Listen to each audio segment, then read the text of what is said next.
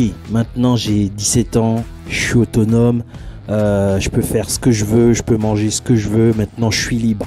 Il n'y a plus, voilà, il y a plus des parents pour me casser la tête. Et puis voilà, donc maintenant je suis grand, je vais à la fac ou je vais en BTS et je fais ce que je veux. Oui, mais non, pas tant que ça. Pourquoi? Parce que entre la fin du secondaire et l'arrivée au supérieur, il y a un problème qui guette la plupart des jeunes adultes, c'est le manque d'équilibre. J'entends par quoi le manque d'équilibre? La base alimentaire, le sommeil et puis l'activité physique. Parce que à partir du moment où tu sors du cocon familial, parce que la plupart des gens sont dans le cocon familial, il y a des bases au fait, des bases alimentaires. Par exemple, eh ben, tes bases alimentaires, c'est quoi? Ce sont tes parents qui les fixent, ce que tu bouffes par semaine. Ce sont tes parents un peu les garants de ton équilibre alimentaire. Quand il y a un problème de surpoids par exemple, et que tu es sous la responsabilité d'un parent, on va rarement te rendre fautif. On va plutôt se retourner vers tes parents. Donc tes parents ont établi une base alimentaire qui te permet de rester en équilibre. Et quand tu deviens autonome et que tu as 17 ans maintenant, la moindre des choses, c'est quand même de sortir avec une base alimentaire. Donc une liste de courses qui peut tenir pour la semaine. Pourquoi il faut le faire absolument? Parce que quand tu deviens autonome, eh ben, t'as le choix facile de choisir la bouffe rapide et ce genre de trucs. Et puis voilà, donc, et si tu n'as pas une base alimentaire, ben, il y a de fortes chances que tu te retrouves en surpoids ou à gérer des problèmes de surpoids par la suite, après avoir pris ton autonomie. Donc, la chose à faire, de grâce, bah, tu t'assois. Si c'est ta mère qui s'en occupait, maman, s'il te plaît, fais-moi une liste de ce que je pourrais bouffer par semaine. Et au moins, tu as la base. Si c'était ton père qui s'en occupait, pareillement, tu fais la même chose. Et si tu n'as pas ces sources-là, soit tu vas sur le net pour essayer de t'établir une liste que tu vas acheter systématiquement comme base alimentaire. Et puis voilà. Et si tu as des problèmes de nutrition, bah, tu vas voir un nutritionniste et avec l'objectif de sortir avec une liste de courses, au moins pour un mois, que tu peux acheter mécaniquement sans trop te prendre la tête et sans te ruiner, bien sûr, sans te ruiner. Parce qu'il faut une base alimentaire à peu près saine pour tenir. Après, bah, tu vas pouvoir faire ce que tu veux, hein. Donc fast food par-ci par-là, et puis voilà. L'autre problème qui te guette, c'est quoi? Bah, c'est le sommeil. Bah, bizarrement, t'avais un cadre de sommeil quand même, mine de rien, parce que le fait que tes parents t'obligent à te coucher à une certaine heure et ce genre de choses, pour être en forme le lendemain, ça t'a mis un cadre et ça t'a mis une base. Pour le sommeil, il n'y a pas de secret, parce que le sommeil, c'est tellement lié à la personne en fait. Tes parents, ils t'imposaient par exemple des heures de sommeil, mais en fonction de l'âge, ça évolue. Donc là, ben, moi, je vais te préconiser plutôt de chercher à apprendre à te connaître donc toi-même. Donc si tu dors 6 heures, si tu dors 3 heures, si tu dors 4 heures, comment tu te sens le lendemain? Est-ce que tu as besoin d'un café? Est-ce que tu as besoin de quelque chose pour te rebooster?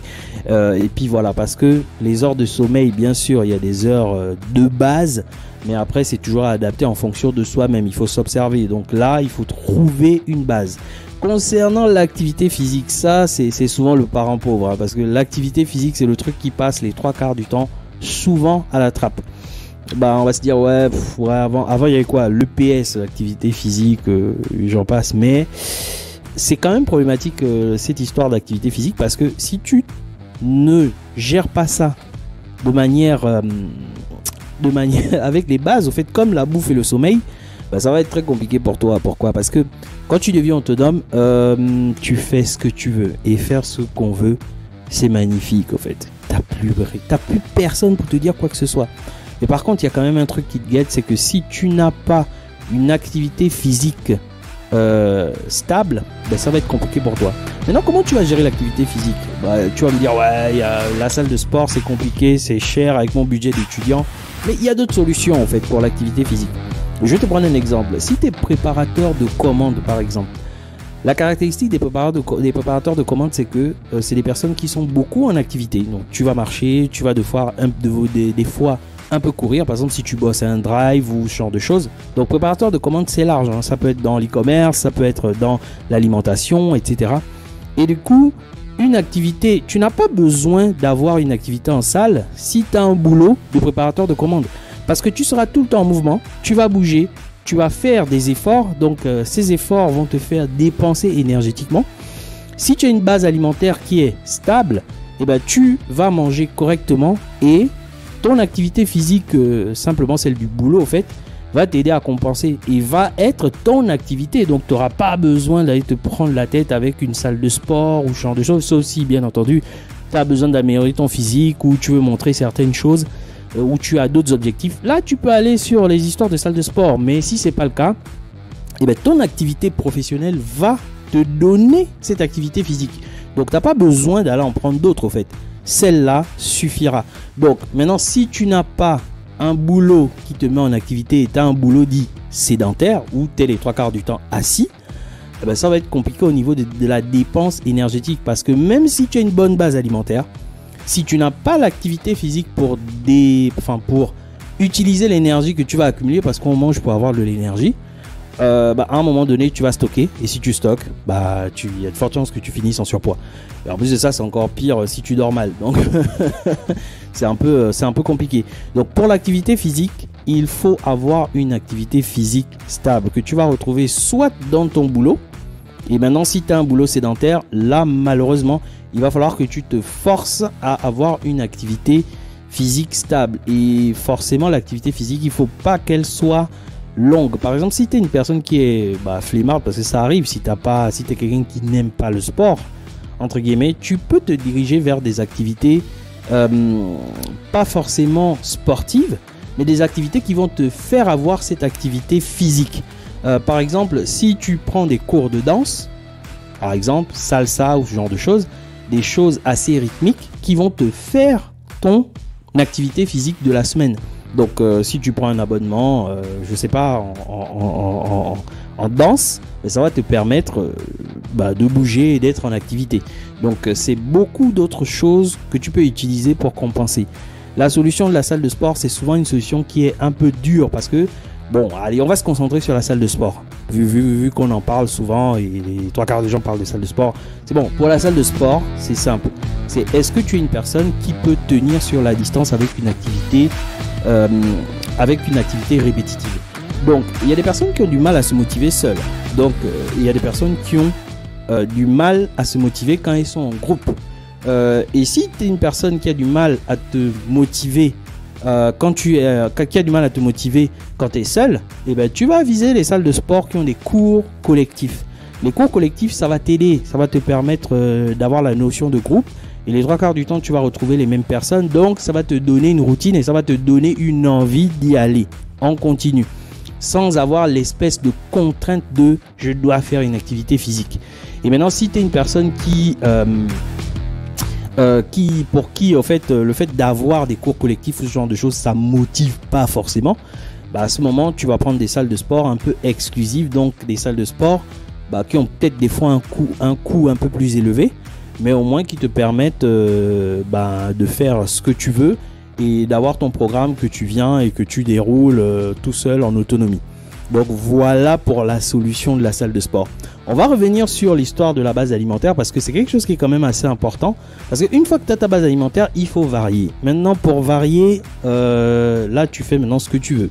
Tu peux bouffer n'importe quoi. Enfin, n'importe quoi, c'est relatif, hein. Parce que les fast-food, le problème avec les fast-food, c'est pas les fast-food. Le problème, c'est fast-food plus pas assez de sommeil et pas assez d'activité. C'est vraiment ça le problème, en fait. Donc, ta base alimentaire, si tu l'as et elle est faite et qu'elle est stable, tu vas mettre des variations, en fait, dans ta base alimentaire. Et pour mettre des variations dans ta base alimentaire, là, tu lâches le tacos, le kebab et autres. Tu fais ce que tu veux.